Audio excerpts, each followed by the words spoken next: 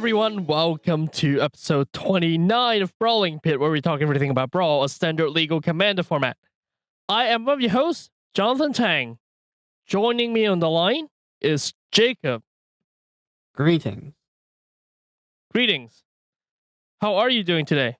I'm alright. Awesome. And why don't you start off by answering the question that one of our listeners asked us? It is actually in response to one of the cards that we talked about from last week. Just a reminder that last week we started off talking about the rest of the cards in the 59 from Guilds of Ravnica, and we went over the cycles and 3 of the guilds: Boros, Izzet, and Dimir.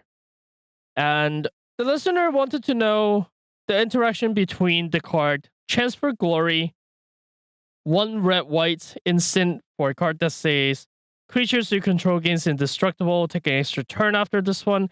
At the beginning of next turn's end step, you lose the game. The interaction between that card and Nexus of Fate, and we all know what Nexus does. So what do you think, Jacob? If I recall correctly, I'm pretty sure that extra turns work in a stack structure. So, like, whichever one gets added last, and that turn happens first. The way I'm pretty sure it works from my minimal judge training, and you should read that, but it actually means no judge training, but sometimes I'm good at this game occasionally. So, if a player casts Nexus of Fate, and then the other player or another player responds with Chance for Glory and doesn't let Nexus of Fate resolve. So Chance for Glory resolves first, and then the Chance for Glory extra turn gets put on the quote unquote extra turn stack. Because like I said, this is a stack structure of how extra turns go in order. So extra turns happen in a stack structure. So the last one that the most recent one that gets put on this stack happens first. So in this case, the player that cast Nexus of Fate originally gets their turn first, because Chance for Glory resolves, new turn is put on the stack, Nexus of Fate resolves, and then that's put on the stack on top of the Chance for Glory turn. Yeah, which is a shame. Is there a chance for Glory to take their turn after Nexus of Fate? Because most of the time, when the Nexus player casts Nexus of Fate, it's at end step. Right, but you actually can, because in order to pass into the next phase or turn, everybody must pass priority. Everybody. Even after you resolve a spell, you must have a full go around the table before you move on to the next turn. So what you're able to do is player cast Nexus of Fate, resolves. Okay. Now, Nexus of Fate completely resolved, it's off the stack, and then their extra turn is now on the quote-unquote extra turn stack. Then, on the last go-around, when that player finally passes by and is like, I have nothing left to do, I'm tapped out, that was my whole end step right there, or whatever, then you go, I'm going to cast Chance for Glory. That's how you have to do it. Nice. So, here's your Chance for Glory. Just wait till them to resolve their spell first, and then you go for it. Yep. For your Chance for Glory. I remember, yeah. You remember Goblin Rabblemaster? I think I've talked about it, but it's really similar to a new card that we have, which we've talked about. Yeah, Legion War Boss. Right. And I remember, the trigger happens at the beginning of combat. And this was before I was as intimate as I was now with like priority and phases. So I remember I was at like FNM and I played Goblin Rabblemaster and I'm like attempt to go to combat. They go Hero's Downfall before the trigger, and then I'm like, wait, so am I still on the main phase? Now the correct answer is yes, I am still on my main phase. But before I didn't know, so I asked. And then some doofus. He's not a bad guy, but he's mixed feelings about it. He's a dude. I'm calling him a doofus though. Okay, this doofus is like, no, you don't get it. And at the time I believed him, but it was totally wrong. I could have cast my second Goblin Rabblemaster that I had in hand. Oh boy. But I was playing around Bile. So that's why I see. Yeah, that's why I didn't just like cast both on my main phase and just like, yeah. I see.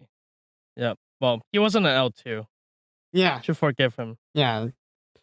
So yeah. He would not pass the L2 test. No. Because of that one question. Yeah. Anyways. Yep. Anyways, we did talk about the 3 guilds last week, and let's talk about the remaining 2 this week. We'll start with Golgari. We'll save the best for last because we all know Celestia and Boros are the best, and we're not talking about Boros today. I think we talked about Boros already. We did talk about Boros already. But we can talk about it again because it's such a good color pair. Well, or our listeners can just go back to our last episode. I mean, why not both? Why not both? Listen to both episodes. Yep. We're not going to talk about Boros this episode. Oh. All right. So we got Golgari. What's first? We got Golgari. Let's start with the split cards. The rare one, Find and Finality. Find is Golgari for sorcery that says return up to 2 target creature cards from your graveyard to your hand. A typical reanimation. Well, not really reanimation spell. It's grave digging. Yeah, it's not so you bad. get 2 for 2 mana. Is all right. Finality is 4 black-green for sorcery that says you may put 2 +1/+1 counters on a creature you control. Then all creatures get -4/-4 until end of turn. That's kind of a board wipe. You know, I think the find half. And keep in mind, these don't have the fusion property like they did in Dragon's Maid. Yeah, you don't get to do both. You can't do both. So as a result, what I'm gonna say actually kind of makes sense. I think the find half could be instant speed. Yeah, it could be. And, like, I don't think it'll be broken or anything. I think it would be better. Like, but it wouldn't be broken. I don't even think it would. Yeah. I think they could have just made that instant speed. Well, I think it could be potentially broken if it's instant speed because now you can put it on Isochron Scepter, which is not relevant to our format. Yeah, but as far as we know, because Wizards only balances around Standard and Brawl, as they've said. So yeah. I don't know. Oh, actually, you can't put on Isochron Scepter because the CMC of this card is 8 because of a new rule. Yep. Oh. All right. Well, yeah. I don't know. It still feels instant speed is a lot better than sorcery speed. Yeah. And like this isn't like Goryo's Vengeance or anything like that. Like anytime you're messing with like graveyard to battlefield, that's when you gotta watch out. But like if it's just graveyard to hand, you know, I think this could have been instant speed. Yeah. But I can see this card being pretty good because there are a lot of decks in black-green that cares about sacrificing things. Yeah. If you're sacrificing the weaker things, like the ETB effect things, for example, Chupacabra, then you have a really good target to bring back after you sacrifice the 2/2. It is also quite strong after your opponent spent a lot of resources to deal with your big guy. Yeah. And your big guy's now in your bin. And now you bring the guy back from the bin. Really good. Yeah, but like I don't think the find tap is like no, it's not broken. I'm not saying it's broken because it does go to your hand. Yeah. I don't know. That's whatever. That's cool. Yeah. The other split card is Status and Statue. This time both have their instant speed. So the first half, Status is Golgari for an instant. Target creature gets +1/+1 and Death Touch until end of turn. And Statue, 2 black-green for an instant. Destroy target artifact, creature, or enchantment. I really like the second half of that card. The second half is great. It's like Putrefy. Is that the card? It's Putrefy for 1 more mana. Yeah. And Putrefy was Status good. is great too. Yeah, Putrefy is great. Status kills something, basically. Yeah. Yeah. I think it's a really good trick. Both halves are great. Yeah, this is a great trick. And I mean, if the trick half doesn't work, you can save it as a removal. Or if the removal half has no target, you can use it for the trick. So it's very versatile, and versatility, as we have always mentioned, is great for our format. Statue can definitely see play. Like, if Statue was printed just by itself, I would probably still play it. Yeah. If Status half is nothing. Yeah. So now with Status, like, attached to it, given that versatility, like, having this extra mode is great. Oh, yeah. It's so, like, in a format where you could get hit by anything and everything, like, versatility is really high up on the priority list. So, Status and Statue, great card. What does the next card do, Jacob? Underrealm Lich. I've never seen this card before. So, like I said, it's been hard. So, like, I mentioned last week, I went into this blind. You know, I tried to not, you know, see cards or whatever.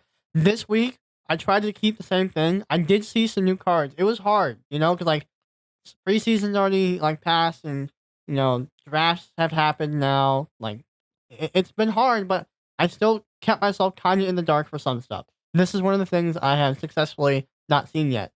So, Underrealm Lich is a 5-mana zombie elf shaman, holy typeline text Batman. Costs 3 black green. If you would draw a card, instead look at the top 3 cards of your library, then put 1 into your hand and the rest in your graveyard, and then you can pay for it, and it gains indestructible until end of turn, and you tap Underrealm Lich. As a 4/3. Yeah, it's also a 4/3. So 4/3 for 5 that has the fixed regeneration. yeah, I think this is great because like it fixes your draws, like quote unquote fixes your draws. It's not like a scry where you can reorder them, but you can put them in your bin instead. So if it's a Right. land, you're in like endgame top decking mode, And this is for No, like you have to put 2 in the bin and one in your hand. But that's oh, great. I misunderstood. Okay, but I think in even in mid range decks, I think this will still be good. Yeah. And this is for every draw. So yeah, careful for not every to deck draw. yourself, because if you're playing like Bug, for example, and you play Opportunity with this guy out, like, Oh Jesus! yeah, like Now you're milling yourself yeah, for a lot. And Laboratory Maniac is not in our format, so you really need to be careful with that. But it does have 2 relevant creature type line. I mean, with this standard, probably only elf is relevant. Zombie could, I don't know. Zombie is relevant a lot of times, so Yeah, we don't and know. Shaman not usually, but we've seen some elf synergy already, haven't we? Pretty sure We have. Yeah, I'm like, definitely. Yeah, in M19 there was yeah, an exactly. elf, basically an elf tribal lord. That's right. I couldn't remember 100%, so I was like, I kind of like heads there a little bit, but I was fairly sure we saw some elf synergy in there. Yeah, elf can be a thing in Brawl.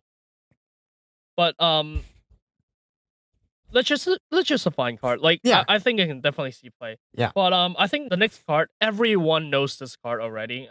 We're not gonna spend too much time on it. But Wait, what's the next card? Jacob to do the honors. Why don't you do the honors? All right, it's Assassin's. Oh wait, I'm pretty sure I got sent this card. I think I know what this is. Assassin's Trophy, black. Oh yeah, I've seen this card. Assassin's Trophy, black green. It's an instant. Destroy target permanent that opponent controls. Full stop.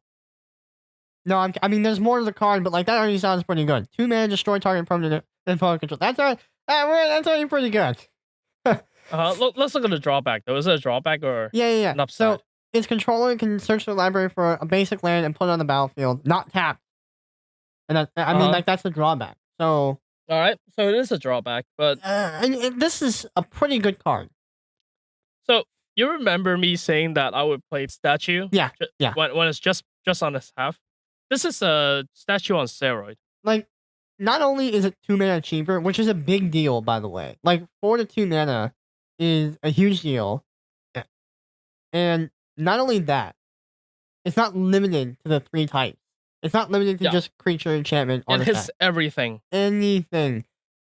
You know that like cradle that's been bugging you the whole time, or that fake Mace of Ith? Yep. Like the Spire? Yep, a land. Yeah. A planeswalker, like kills everything. Yeah. 2 mana. Everything. And they got land, but who cares? Give them the land. Yeah. It's only a basic too. So yeah, only a basic. You know what the great thing is when you're playing against Joda? They don't have basic lands. Oh man. But yeah, everyone who's doing Magic podcasting has already talked about this. So we're not gonna spend too much time on it. Everyone knows the Assassin's Trophy is a good card. It's all. Could you say that it's a trophy? A trophy I'll say card? it's a trophy. It is a trophy card of the set. No, not like a trophy wife, but like a trophy card. Okay. It is a trophy card. Yeah. Next up, we have Charnel Troll. 1 black green for a 4/4 troll with trample. At the beginning of your upkeep, exile a creature card from your graveyard, and if you do, put a +1/+1 counter on it. Otherwise, sacrifice it. You can pay black green to discard a creature card and put a +1/+1 counter on Charnel Troll. Now, Wait. Hold on. 3 mana 4/4. I was about to say that. I was gonna say, like, I really wanted to interrupt you and just ask and make sure you read that right. And then I looked and I'm like, oh my god, it's right. 3 With mana a slight 4/4. downside. I don't Is it even- really a downside though? Yeah, I'm like, I don't even think this is that much of a downside. Like, Black Green has so many ways to like get stuff in their yard, and then Yeah, I this guy mean- has a way to keep his own body on the board and make himself bigger.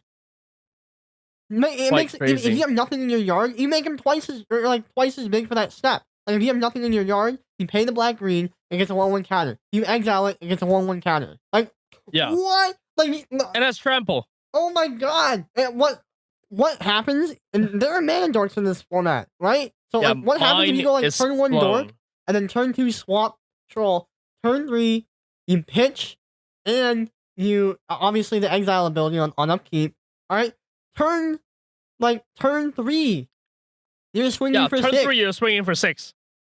Pretty crazy. Oh Like the my- only and that's not even downside of this that's card. not even that tall of an order. Like that's not even that much. No, that's easy. Yeah, that is so easy to do. Oh The only my! downside I can see about this card is it is a non-bow with Undergrowth. It So is. if you It is a are non-bow. playing this card, you don't want to be in the Undergrowth deck. Yeah. But oh my goodness. I just can't. Yeah, I can't either. This is insane. Yeah, this card is pretty good. A 3 mana thing that keeps growing itself. And then Quite if they kill your stuff, like if they kill your dork, whatever, it's like, oh, thanks for feeding my troll for another turn. Well, if they can kill your dork, they should really kill the troll. That's tough. Like that's a lot of tempo. Because like They turn really should cast the Assassin's Trophy on it. but like that's a lot of tempo loss because like dorks need to be killed. There's a reason why bolt the bird is a phrase. Alright? If you can bolt the bird, you should probably bolt the bird. But now they have to decide, do I kill the troll or do I kill the bird? Like, you know, that's and in the early game, that's a lot of tempo loss. So yeah, I like this card. Card is good. Yeah, this card's great. What about the next one? You like the next one? I don't know. I've never seen the next one. Let's see. Hatchery Spider for 7 mana, 5 green for a 5/7. Surprisingly, it is not a spider, even though it says spider in the name. It is a spider, guys. It has reach. I feel like most spiders have reach. I actually can't think of a single All of them spider. do. I can't think of a single spider. Well, most of them do, I think. Yeah, you're right. I can't think of one either. Yeah, I mean, I'm only saying that because like I don't really know if all of them have reach, but I feel like all of them have reach, basically. Anyway, so this has Undergrowth. When you cast it, you get to reveal the top X of your library, where X is the number of creatures in your graveyard. Then you get to put a green permanent card with converted mana cost X or less among them onto the battlefield. Wow.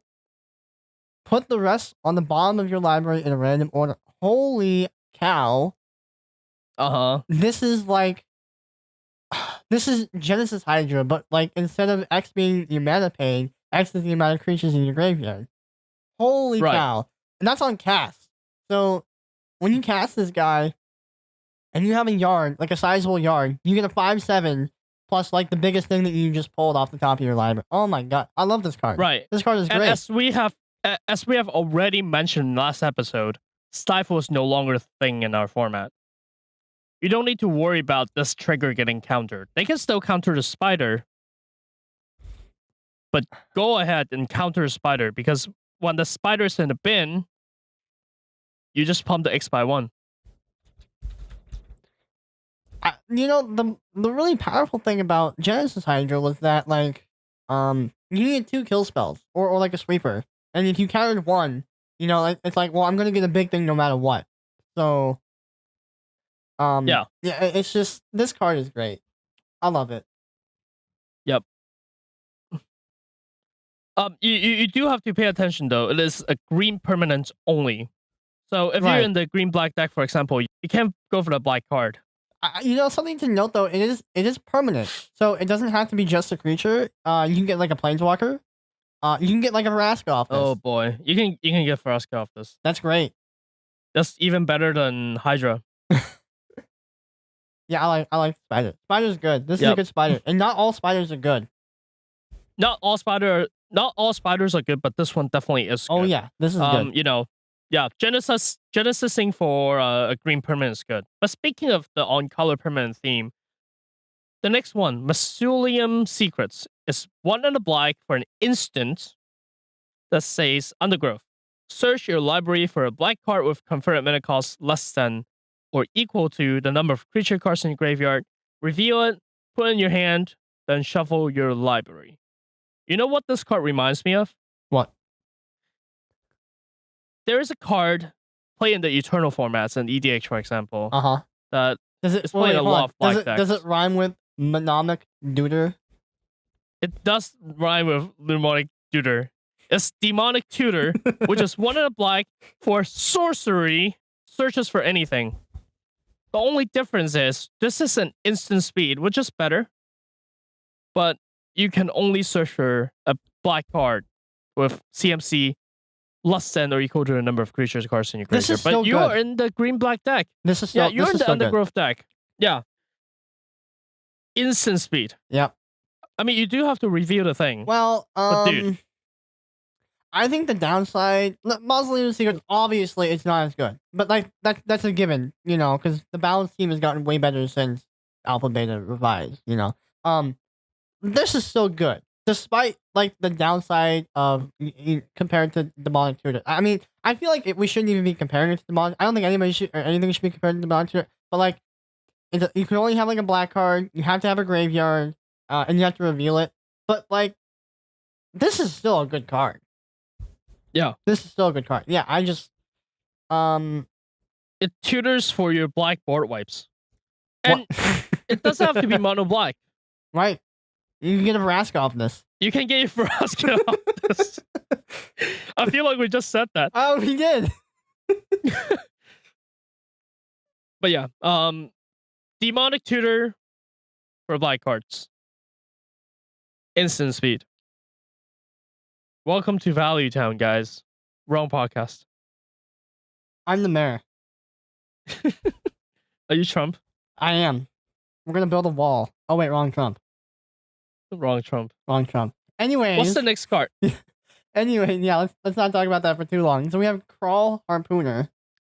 And I've not seen this one. This is an uncommon, so I probably haven't seen this one. For 1 in the green for 3/2 Insect Warrior with Reach. Undergrowth. When it enters the battlefield, you get to choose up to 1 target creature with flying that you don't control. It gets +X+O until end of turn. The Harpooner does, not the thing with flying. When X is the number of creature cards in your graveyard, and then you can have the Harpooner fight that creature. So before we talk about that giant wall of text, this is a 2 mana 3/2 with Reach. Yes. So basically Harpooner is a 2 mana 3/2 with Reach, which is already good. Insect Warrior, I don't think that really matters that much. I mean, maybe Warrior, but Insect not so much. And when it comes into play, you get to choose up to 1 creature that you don't control with flying, and your Harpooner gets pumped by X, where X is how many creatures you have in your yard. And then you may have it fight. You don't have to have it fight. And you also don't have to pick a creature either. It's up to 1, Yeah. and it's a may fight. So, let's say you don't feel like playing a 2 mana green Doomblade for flyers, because that's basically what this guy is, really, if you're in the Undergrowth deck. If you don't feel like playing a 2 mana green Doomblade for flyers, then you still have a sizable 2 mana 3/2 Reach, which is excellent. And how many flyers in our format do you know that has more than X3 before 2 CMC? I think you could probably ask the same question with X2, and the answer will probably still be the same. That's why I compare this. That's why I compare this to, like, you know, it's like a green Doomblade but for flyers only. Because, like, Yeah. this should basically kill any flyer, really. Yeah. It feels like this is one of those rares that got downshifted into an uncommon. Yeah. That's what it feels like. So, and it has the upside of, like, sticking around as a creature too. So, Yep. like, that's like one of the biggest things with Plummet, or like the problems with Plummet. You know, like, Right. well, if they don't have any flyers, it's just dead. But this guy is like, well, Yeah. you know, there's Well, no flyers. if you don't have flyer, it's a 2 mana 3/2 of Reach. Yep. So that's pretty good. Upside City. Yeah. Versatility City. All right. No, Next. wait, there's gotta be another name for that. Versatility Village. There we go. Wow, VV. Yep. Sounds good. I told you, man. It's all the wordplay and the hip hop and the rap. It gets you All right. get your mind in the right place. Welcome to episode 1 of Versatility Village. Oh, dude! just Oh my kidding. God! We have to do this now. We have to make it a thing. Versatility Village. Maybe. All right. What do we have next? Next up is Orcran Assassin. 1 black green for a 1/1 with Death Touch. It's an elf assassin, by the way. All creatures able to block Orcran Assassin do so. It's a 3-mana removal spell, Yeah, basically. And it's also a 3-mana finisher. Because all your other guys basically can be blocked. you know, I think this guy plays well with like literally any number of pump spells because of, because of the way that damage assigning works with and Death Touch guys. yeah. So like if you just have like a giant growth, I don't think the standard has giant growth, but like anything that's similar to a giant growth, like 1 or 2 mana or something really cheap, and like your opponent just like loads up on the blockers because they have to against the assassin. Yeah. It's like, yeah, I'll just like 2 for like 4, whatever your entire board is. Yeah, Like that's a pretty or good trade. Put Orcan form on it. 2 and a green for an enchantment. Enchant creature that says enchanted creature gets +1/+1 for each force you control. And this guy becomes crazy. Because number 1, this guy removes everything on defending player's board. Basically, if it's big. Number 2, all your other guys can't be blocked by that creature because all those creatures are busy blocking this assassin. I think that's like one of the biggest weaknesses of Death Touch creatures. Is that your opponents don't have to block them, and usually Death Touch creatures are deliberately understated. Right. So this little clause of text here, though, that really makes a big difference. Yeah, this makes your Death Touch dude very proactive. This one guy. Yeah, because like she's going for it. Because normally, if you want any value out of your Death Touch creatures, you basically gonna be like, well, I'm gonna attack you for like 1 every turn. Like you have 20 turns to figure out how to deal with it. Like okay, whatever. Yeah.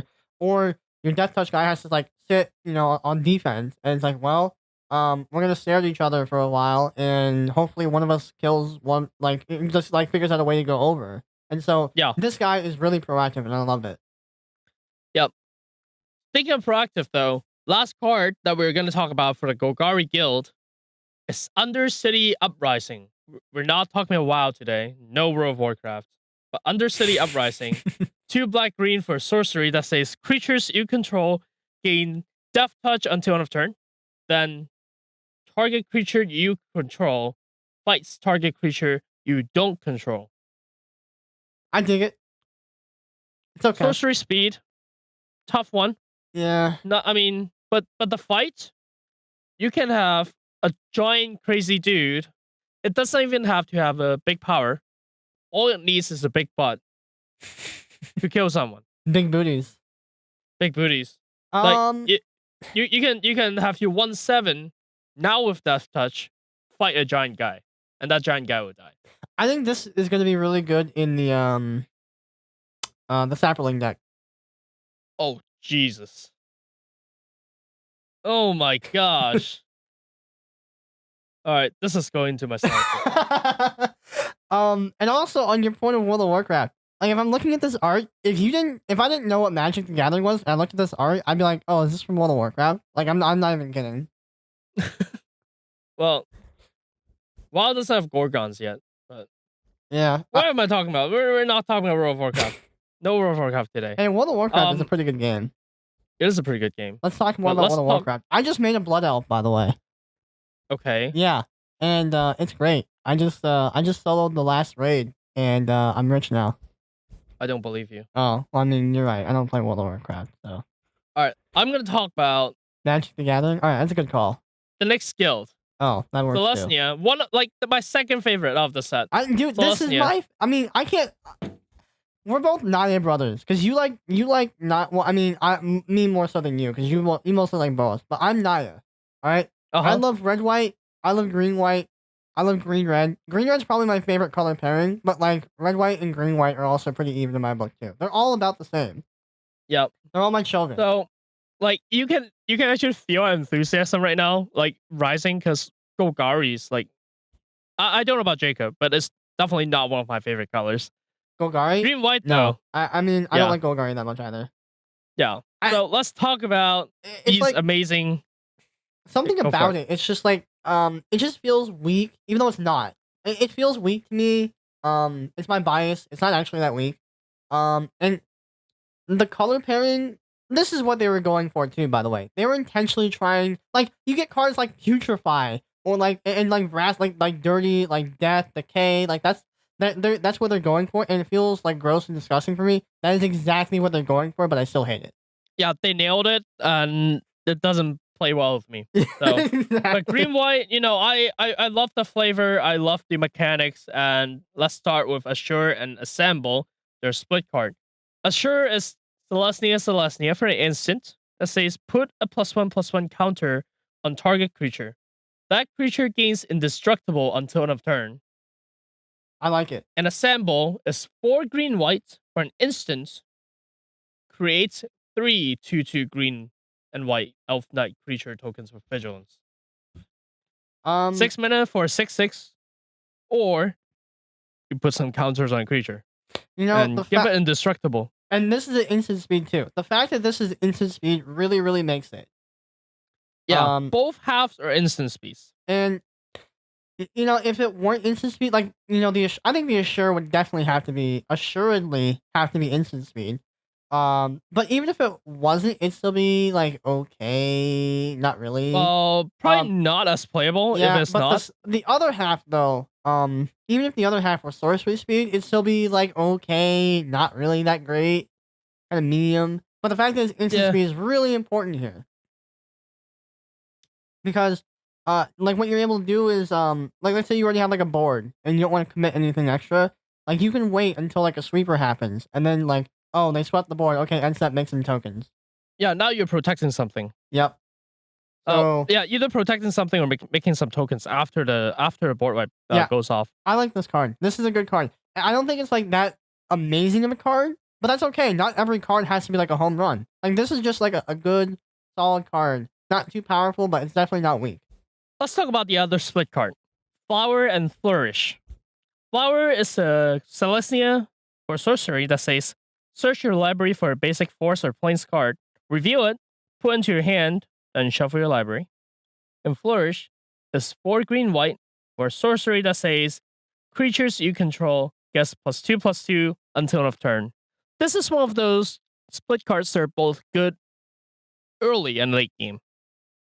It's okay. Early game, it fixes your colors. And late game, it pumps your team. I think you play this if you're like a token deck because you're like obligated to. But yeah, I mean it's not. I think if you have to make a choice of like playing Overrun or this card, you're probably just gonna pick Overrun because it gives trample. And Overrun's 1 mana cheaper anyways. But even if Overrun was 6 mana, I think you'd probably still play Overrun because it gives trample. So I mean, you probably end up playing this card anyways though, because like you're obligated to in a token deck. But I think outside the token decks, you're probably not playing this card at all. Yeah, because like the left half, I mean the left half usually doesn't see any play like at all. But if you have the card and you need the land, like I mean, great. Yeah. And the fact that it doesn't get you, if it got you any land, not just basic, that'd be better. Like even if it was still restricted to forests or plains, yeah, that'd be better. And they definitely can't just make it any land because now we get like we just upgraded Sylvan Library or whatever. For modern, I can't think of the deck. Modern Tron. Yeah, they can't just make it any land because now you just made Modern Tron like unbeatable, and Modern Tron is already pretty good. So Modern Tron is great. Yeah. Now you just gave him a 1 mana option and a 2 mana option. Modern Tron actually got nerfed this. Oh, did it? What happened? I actually didn't know what happened. I mean, in the Demir colors, a card that we talked about last episode. Oh. Yeah, a card that we talked about last episode. What was it? Unborn Ego. 1 blue black for sorcery that says choose a card name, search opponent's graveyard, hand, and library for up to 4 cards with that name, and exile them. So you just name Ursa's blah blah blah. Yeah. You can either do power plant, you can do tower, or you can do, Well, I just name think you one of the basically Tron lands that's always. gone. I think you always pick the mine. I think unless they already have a mine on the battlefield, then you pick something else. Yeah, but And the reason why is Unborn 'cause- Ego just gets rid of all 4. Oh no, the power plant. Sorry, the power plant's the one that gives 3. Yeah. Well, it doesn't matter because they're exiled anyways. Like, they can't bring it back. Well, if they already have one on the battlefield, though, right? If they already have one on the battlefield, Then you you have name to it pick something different. else. Yeah, because they all tap for 1 unless all 3 of them are out. Yep.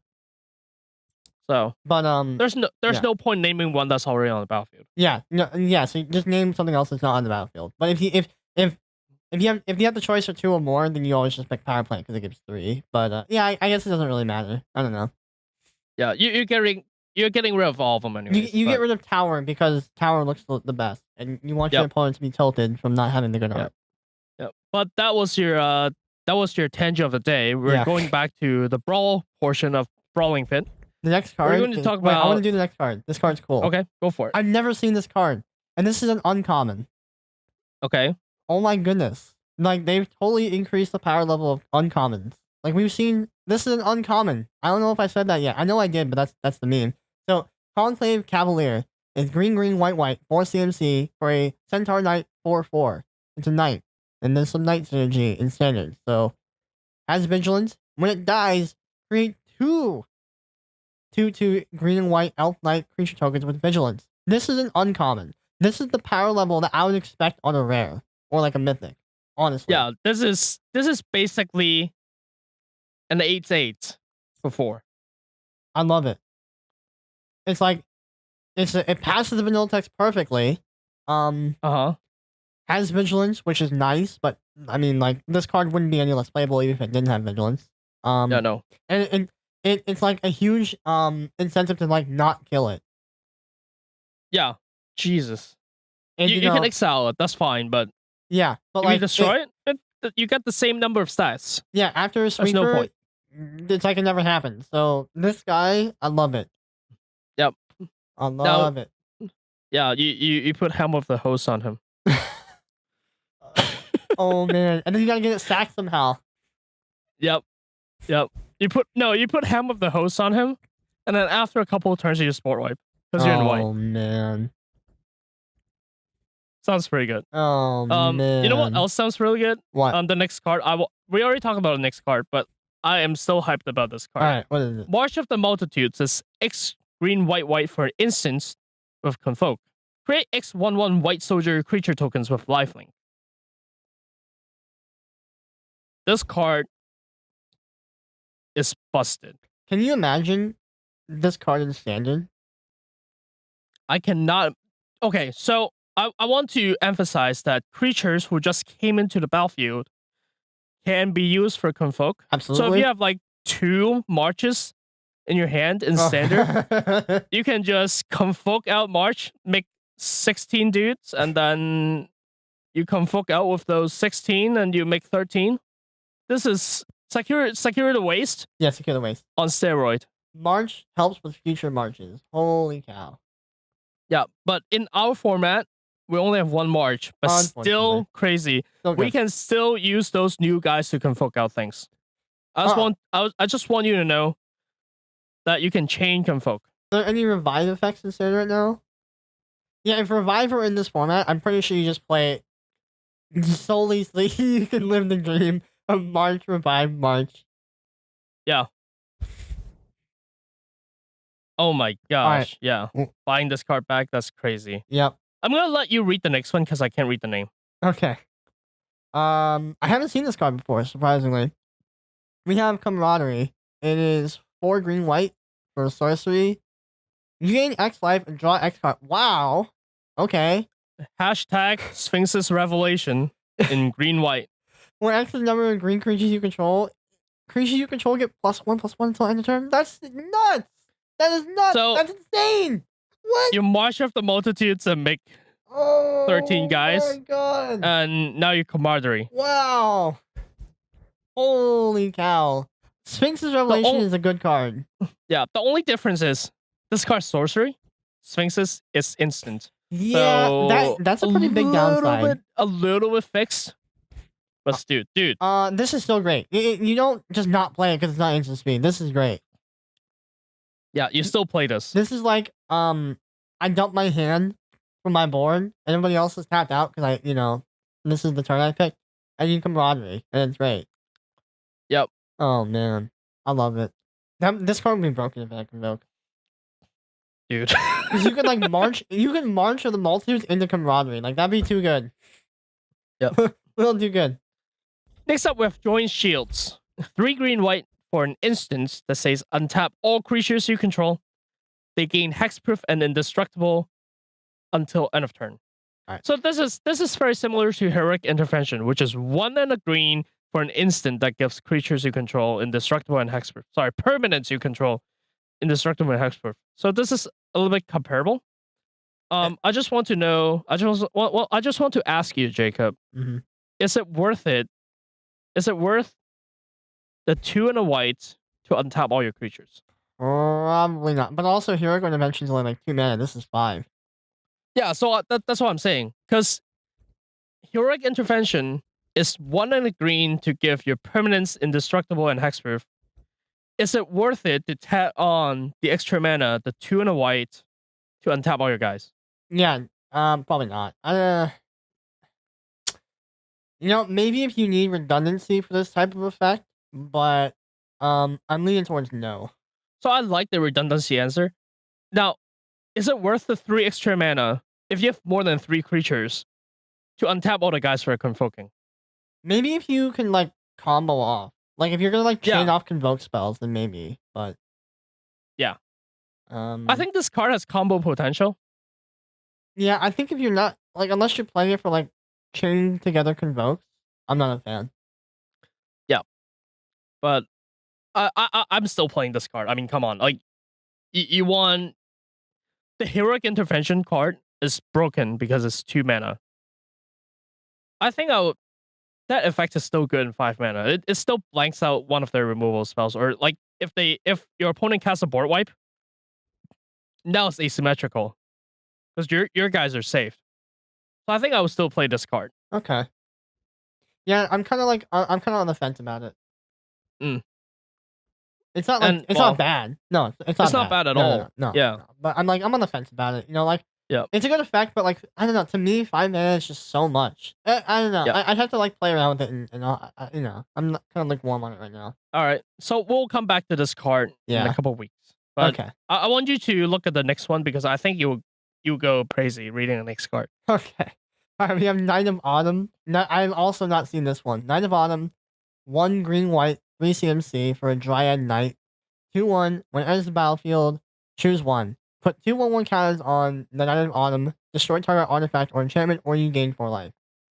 I think it's a good card. I like it. That's it.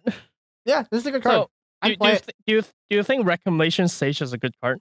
Yeah, Reclamation Sage was a good card. This is Reclamation Sage. On steroids, though. With 2 extra modes.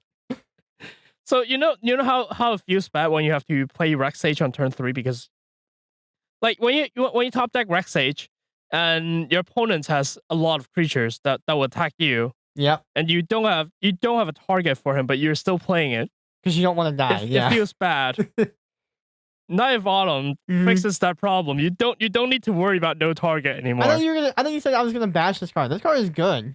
No, I thought you would crazy happy about this card. Excited. Yeah. Oh, sorry, I misunderstood. Yeah. This card is good. I mean, it's not like the most amazing card, but this is a good card. This is a great card. Nothing it's not flashy, that's what I was looking for. It's not flashy, it's not like all, hey, look at me, I'm the star card. But this is a good card. It's also relevant. It's also relevant because it's a knight. Yes. There's and knight white synergy. Yeah, white color has so much night synergy from Dominaria and M19. Yep. Night synergy. It passes the vanilla test. It's aggressively statted. It's a 4/3 for 3 if you need it, or if you're dying to aggro or whatever. It gain 4 plus a 2/1 blocker. Yeah, it's just this is just a good solid card. Nothing. It's not flashy, but cards don't need to be flashy. You know, like this. Yeah, I don't know. I'm at a loss for words. This is just a good card. It's just a good card, but it's so good that I'm playing in every green white deck I have. Next up, we have Sprouting Renewal. 200 green for sorcery, Convoke. You can choose one. Create a 2/2 green and white Elf Knight creature token with Vigilance, or destroy target artifact or enchantment. It's free. In the token deck, it's free. And this is never a dead card because it can be a 2/2 that also taps for stuff when you're convoking things out. Like, we already have like a ton of ways now to interact with artifacts and enchantments. With Yeah, the new we set. do. Like Night of Autumn and like Night of Reclamation Autumn. Sage. I don't know. Like, I don't think the ceiling. I mean, not that this is a bad card. I'm undecided. The thing I'm most concerned with this card is that the ceiling isn't high enough. That's literally my concern. Sure. Yeah. And I agree with you. Yeah. But the value engine though. You tap 3 guys after you multitude. You tap 3 guys to make an extra dude, and that dude can still tap for things. Yeah, but that dude isn't even that great. It's just a 2/2. But one of it's used for tapping the next card. Venerated Loxodon is 4 and a white for a 4/4 Convoke Elephant Cleric. When it enters the battlefield, you put a +1/+1 counter on each creature that convoked it. Okay. This card is nuts. That's dumb. That's really dumb. You know, like, having ways to pump your team in convoke or token strategies is really important. So this guy offers a way to do that early for a reasonable cost, and it's a permanent +1/+1 counter, and you can commit a 4/4 to the board. That's huge. Yeah, just tap 5 guys, play this for free, and those 5 guys are big next turn. Now, if you have joint shields, you tap 5 guys to convoke out Venerated Loxodon, pump them, and then join shields. Now they're indestructible and they're pumped and they can attack. It's so good. The combo potential. Can you see it? The combo. Yeah, I'm not feeling the combo potential there. I don't know if I'd spend a whole card for that, but Alright, whatever. Loxodon's a good card. I'm still not feeling the joint shields. I need to play around with it. What if I'm telling you that one of the cards you convoked with it is Aurelia? What if those guys are mentor creatures? Because this is a mono white card. I think I'm a pretty aggressive player, but I don't know if I'd go that aggressive. I don't know. I'm still undecided on the joint shield. I need to play around with it. I need to like see it to believe it. If I see it, alright. No, not just that. If I play with it and I have it in my hand in like a few situations, I have a chance to like feel it out. I might change my mind, but for now I'm on the fence about it. It could go either way for me. We will come back to joint shield again. We should. Loxodon, great card. Oh yeah, Loxodon's a great card. Loxodons are usually good cards. The next card is also great. Conclave Tribunals, 3 and a white for an enchantment with Convoke. When it enters the battlefield, exile target non-land permanents and opponent controls until it leaves the battlefield. This is free in the token deck. Free! It's been too long. This costs 0 mana in the token deck. It's been too long since we've had a good Oblivion Ring. This is a busted Oblivion Ring. It costs nothing. You know, even if you're not in tokens, I think you probably still play this though. Cause like, oh yeah, you just incidentally you get to tap your commander. Yeah, that's not doing anything anyways. Yeah. So yeah, I like this card. Good card. Yeah. O-Ring is a good card. So this is a good card. Yep. But like O-Ring has the has the incidental upside of like if you can combo with O-Ring, like you can exile the O-Ring before the second half. But even then, if you can't combo off with it, O-Ring is still fine. So Yeah. all right, we Alright. have Leather Champion. It looks like a dog. The art. Well, too bad it's an elf knight. It is an elf knight, but no, I mean the horse he's riding looks like a dog. I don't know why. It's probably the Okay. lighting. All right, so I have not seen this card before. 1 green white for a 2/2 elf I think knight. it's a wolf. Yeah, maybe a wolf. How do you whenever- tell the difference between a wolf and a dog? I don't know. I'm sure We'll there's a come back to difference. that, listeners. We'll come back to that. That's our sign off. I'm just kidding. Well, now maybe it is our sign off. Maybe it is. You'll just have to listen you to need the to end. find out. Yeah, you'll have Yeah. to listen to the end to find out.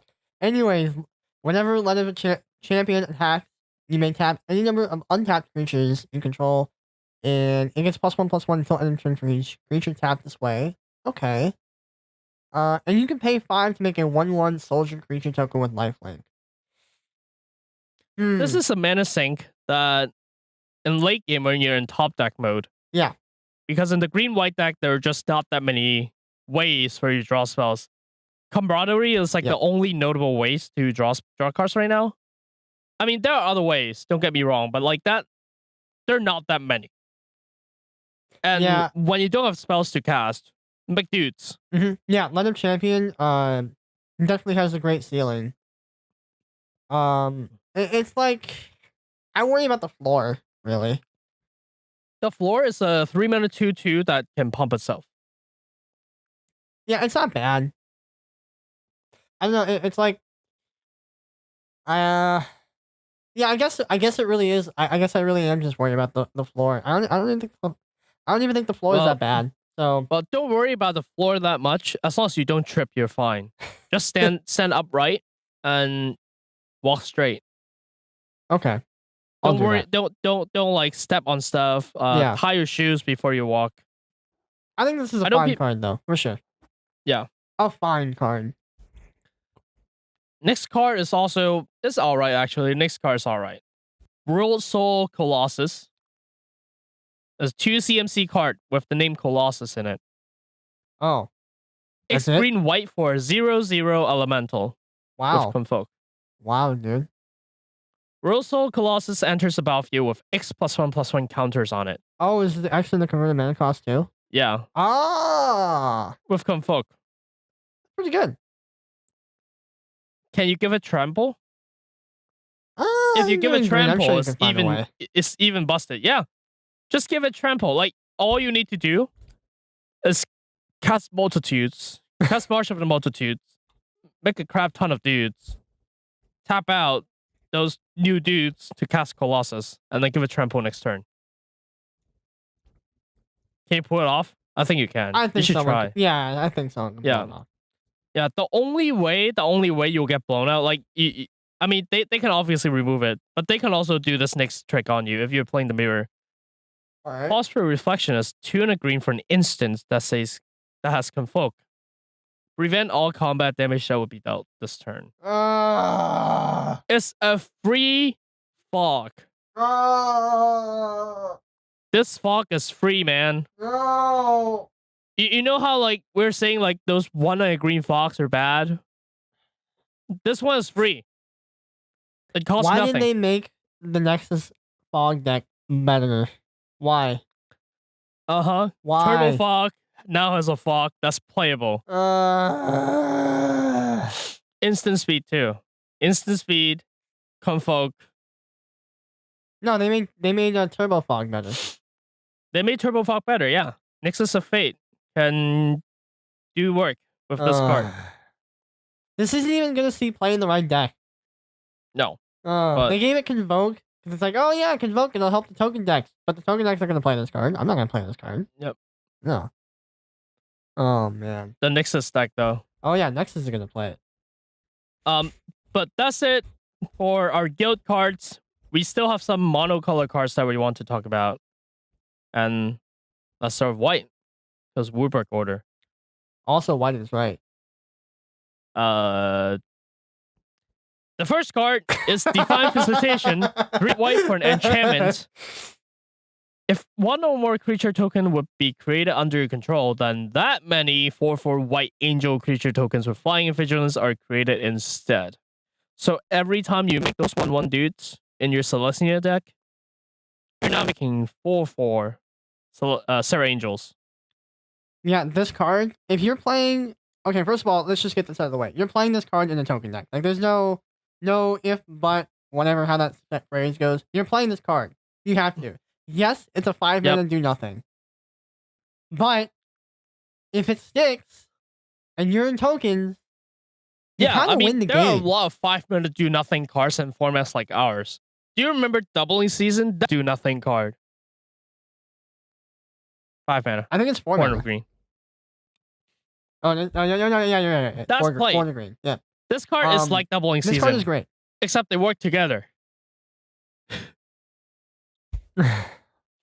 Oh my. So yeah, all we need now is Doubling Season in our standard. It's not gonna happen. We need it. And Noted Procession also got rotated out, so we're safe. But yeah, this not only is this playable in the Night deck or the Celestia deck, this card can be used in Boros. I mean, the interaction is a little more niche. But in the Boros deck, there are a lot of ways to pump out like Goblin dudes, like 1/1s.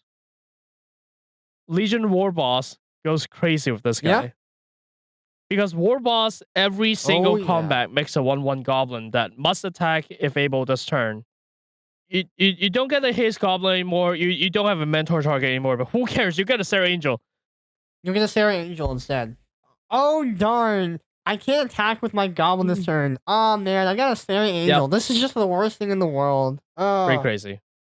Yeah. Well, I need something to, like, wash my mouth out. Because this card is just so good. Oh, it's disgusting. Why don't you talk about the next one? Because we already talked about next card, but, you know, just go over it a little bit. Alright. We have Bounty Agent, next card. 2 mana, 2/2 Human Soldier. I think we mentioned this before, as you just said. And it has Vigilance. Tap, sack it, destroy a legendary permanent that is an artifact. Yeah, bye, Commander. Pretty good. You're playing Commander? Yeah. It's not there anymore. It's gone. I think you can probably even play this card in like actual EDH. I mean, what's the common thing that every single Brawl or EDH deck have? It has a legendary creature that you want to play. Oh, discuss man. it. Yep. And for example, if you have like Tasha, you bring the back. You can bring this back. And I like how like it doesn't have a mana cost to activate it. No, it doesn't. You snap That's the best part. Yeah. I think even if you had to pay 1, this card would still be good. So yeah. So this card's good. Yep. Straight out removal. We have pretty good. Yeah. Wait, we have Citywide Bust. 1 white for sorcery that destroys all creature with toughness 4 or greater. You know, the funny thing is that this card isn't probably going to be played on turn 3. No, you probably don't play this on turn 3. So this is a card that you play when your Celestia and Boros weenies can't push through because your opponent is having walls of giant creatures. You cast Citywide Bust to go for the win. This is a win condition. Yeah, I'm pretty sure the control players also play this card. Yeah, they do. They do. I think really the last thing you evaluate for this card is the art. I think it's the art, yeah. What is it? It's the art? Man. I mean, the giant is getting, poked by spheres. Those look like Boros soldiers. Yeah, but like the art style looks like it's out of Antiquities. I'm not kidding. Oh, it does. It does. Oh my gosh. No, it looks like it's yeah, it does look like Antiquities. Yeah, I don't like it. What? Yeah, I'm not a fan. Well, alright, then let's go to the next card. Yeah. Dawn of Hope is 1 and a white for an enchantment. Whenever you gain life, you may pay 1. If you do, draw a card. 3 in a white, create a 1/1 white soldier creature token with lifelink. I really like this card in Brawl. I mean, you get so much incidental life gain in the Celestia deck because all your 1/1 dudes have lifelink. And we were just talking about the other 3-mana guy, you know? Like, I was worried about the floor, but, like, the ceiling was really good, 5 mana for a dude. Well, this is 4 mana for the same dude. Yeah. So, yeah, I like this card. It's a good card. I'm not sure if you play it outside of token strategies, although it can't be that bad. 4 mana for a dude isn't horrible. 4 mana for a dude is not horrible, especially it's recurable. And this card draws you cards. I think you just play it. Yeah. And so, for example, if you have 3 1/1 lifelinkers attacking, the trigger happens 3 times. If you have 6 mana open, just draw 3 cards. You know, I'm like kind of torn though on this card. Obviously, it works in basically any white deck, but I don't know. Obviously, it goes in the token deck, no doubt about it. Oh, obviously, but outside of that, I'm not sure. Yeah, not sure. I'm on the fence definitely for this belongs in the Celestia deck, but we'll see. We'll have to do some testing, we'll right? see. The last card in white I want to talk about is Healer's Hawk. It's a common 1 mana, just white, for 1/1 bird. It's flying lifelink. The reason why I want to bring this card up is because it's a bird. if you play this on turn 1, if you play a 2/2 with Mentor on turn 2, Oh. and you play a 3/3 with Mentor on turn 3, this bird goes insane. This is the perfect first turn. This is a perfect first turn drop. Dude, if you're playing the Hawks Boros are deck. like dangerous though. It is dangerous. Yeah. Like in real life and in Magic. This is a dangerous Hawk. Yeah. Do you play this in the Celestia deck though? I don't know. Probably not. Probably not. Yeah. But in the Boros deck. Yeah, if you have in. Mentor, I actually probably wouldn't play this deck or this card outside of a Mentor deck. Yeah. Alright. So we got blue now. Alright. Blue. Blur. Omnispell Adept is 4 and blue for a 3/4 human wizard. You can pay 2 and blue to tap it. You may cast an instant or sorcery card from your hand without paying its mana cost. Hey, is Enter the Infinite in Standard? No, it's not. But if it is, I mean, this card cheats out spells like nobody's business. I think wouldn't this see play in EDH? It would definitely see play in EDH. I mean, we literally just talked about. You literally just brought up the one card that it should cast. I mean, yeah. Come on, Enter Infinite. It also casts so many different things. Like, imagine. I mean, in EDH, like let's go on our famous tangents again. Oh boy. 2 and a blue for Cruel Ultimatum. Oh no! I mean, anything that's like insane. Anything 4 CMC or higher, you're gonna get value. And you might be thinking, well, why 4? Because the CMC to play this guy is 5. But like, think of it as like an investment. Like you're paying the 5 now, so you only have to pay 3 later. You know? Yeah. I mean, if you're playing bands in our format, play bands. Camaraderie now comes in for 3 mana. Yeah, you can play the Camaraderie for 3 mana. Oh my god, that'd be insane. Insane. Star of Extinction in the Izzet deck. Deals 20 to everything. Oh no. And destroy a land. I think that's going to be a combo. This is a wizard. There's wizard synergy in blue-red.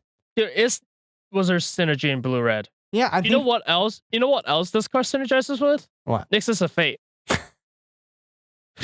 Oh no! What have you done? Why'd you say it? Nexus of Fate. Why'd you say it? You can now. You can give like you don't have to be in ramp colors to play like Nexus of Fate on turn 6 now because you can play this on 5 and Nexus of Fate on 6. Why are we saying this? Why are we giving people more ideas of how to abuse next to the fate? Wizards has to pay for their atrocities. They have to atone for their sins. Yep. Wow. All right, this card's pretty great. I like it. Good card. Yep. This card's also all right. We are opening up that strategy. Drown Secrets is 1 and a blue for an enchantment that says whenever you cast a blue spell, target player puts the top 2 cards of their library into their graveyard. Ah. We're opening that strategy. But not only opening for that strategy, put this in Johnathan's deck.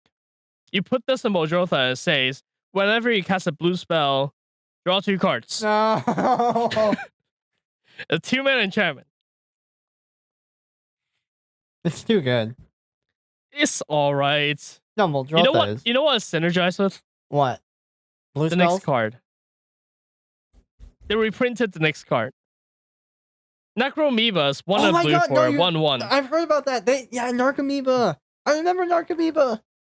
Yeah, it's a 1/1 illusion that costs 1 and blue. Flying. When it's put into your graveyard from your library, you may put into the battlefield. I mean, it doesn't really synergize because it's put on the battlefield versus cast, but Narcomoeba is great though. It's like, great. You still get to put it on the battlefield from the trigger, but it doesn't trigger it again. Unfortunately, it's still good. Narcomoeba is great. I love it. Yeah. When you surveil into Necroamoeba, it's just a free 1/1. Yeah. Yep. It's played in eternal format. You might be thinking, oh, it's just a 1/1. Who cares? No. Don't misunderstand.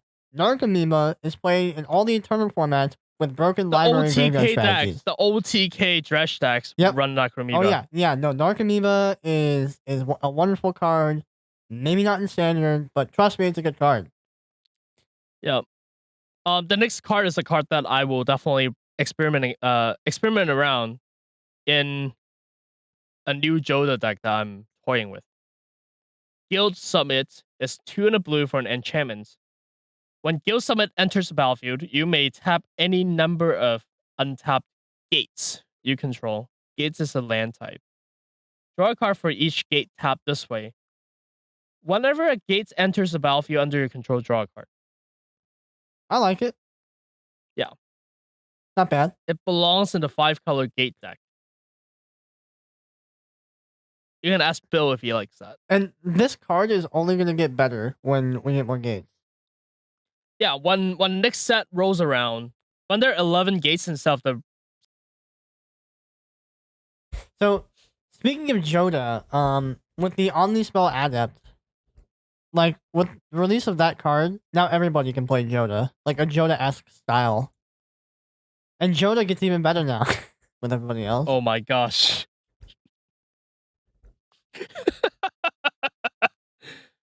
Yeah, so everybody gets to have a taste of what playing Joda is like. All the non-Joda players get to feel just for like a second how Joda feels, and then Joda gets more consistent. Yep. Great card. Why? Why is that a thing? I don't know. That's Wizard. All right. We have to be more careful though. Like we have to like not step into everything makes Joda better. I mean, technically it's correct because Joda can play everything, but like sometimes Joda doesn't play stuff. But like most of the time when we say this makes Joda better, it actually makes Joda better. Yeah, it actually does. Actually, every single card makes Joda better. Yeah, well, I mean, I just went over the point of technically everything does, but you know. Okay. Yeah. Well, does this card make Joda better? Probably not. But this card is a good card, especially in the format right now because there are so many tribal decks running around. Selective Snares X blue for sorcery that says return X target creatures of the creature type of your choice to their owner's hand. I named Saplings. Yeah, I mean, you still have to pay for every single sapling. Yeah, but they don't ping you anymore. Now that Slimefoot doesn't do anything. And you bounce knights? I guess. I don't know. It just seems kind of expensive, but... Oh, it is quite expensive, don't get me wrong, but... Dude. Let's go into black. Wow, that's racist. Gruesome Menagerie is a 3 black for a sorcery that says choose a creature card with confirmed mana cost 1 in your graveyard, then do the same for creature cards and with confirmed mana cost 2 and 3. Return those cards onto the battlefield. Yeah, not bad. So this card, the combo has been broken in Commander. Like, people know what to search for those. The 1, 2, 3, when they come in, you win the game. All right. Well, what's the 1, 2, 3 for the uninitiated? For Commander? Yeah. Okay, so 3 cards. Pasera Seer is the 1-drop. Balira is the 2-drop. Kitchen Sphinx is the 3-drop. Pasera Seer is 1-drop that says, sack a creature, scry 1. Balira is a thing that, it's an infect killer, but it basically says in this combo, it basically says creatures can't have -1/-1 counters put on them. And Kitchen Sphinx is a 3-mana card that is a 2/2 that says when it enters a battlefield, gain 2 life, but also persist. And persist means when it enters a graveyard from your battlefield, you bring it back with a -1/-1 counter on it. But because Balira is on the battlefield, your Kitchen Sphinx can't have -1/-1 counter on it. So it comes back as a 2/2 and you gain 2 life. So all you do is just sack it indefinitely and then you have infinite life. Yeah, this is actually this was the Absent and Company combo, basically. And if you're in the right colors, you can also play Murderous Redcap and actually just win the game. Yeah. So but yeah, 1, 2, 3. You can't do it with Gruesome Menagerie because Murderous Redcap has 4. But Kitchen Fix is it's still a very good win con. Like if you gain a bunch of life, you're basically not losing. Yeah. So yeah, I think Gruesome Menagerie. So I don't know though. Yes, in EDH it's been broken. Yeah. Hasn't what are the good targets in Standard? I don't know. There's not a lot of good 1-drops in Standard. Our philosophy is make sure the cards you play have a good enough ceiling, and 1-drops generally don't have that ceiling. Kind of almost the same with 2 and 3, but 2 and 3 you actually have a few choices. I don't know. I don't think this card is that amazing in Brawl, but at the same time, I can't think of every single thing. I'm sure there's probably some great combo out there that I'm not thinking of, but as of right now, I think it's just kind of okay. This next card, I'm doing it. Midnight Reaper. 2 in the black for a 3/2 zombie knight. Whenever a non-token creature you control dies, the Reaper deals 1 damage to you and you get to draw a card. That is insane. That is quite insane. I love this card. I mean, you do have 30 life to work with. You remember Phyrexian Arena? I do. Good card. This is that card on steroids.